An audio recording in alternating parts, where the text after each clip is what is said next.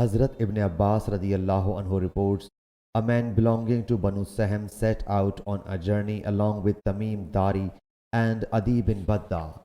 So Sahmi died in a country where there was not any Muslim. When they returned with his goods and handed them to his inheritors, there was not that silver goblet which was engraved with gold layers. The complaint was submitted to the Prophet ﷺ.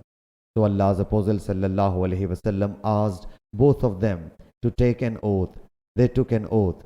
Then that goblet was recovered in Makkah Mukarramah, and the owner said that they purchased it from Tamim Dari and Adi bin Badda. So two men from the relatives of the deceased got up and they took an oath that their evidence was more upright than that of the former two persons, and undoubtedly this goblet was of their relative. The reporter Hazrat Ibn Abbas radiyallahu anhu says, the words, O believer, the evidence among yourselves was revealed concerning them.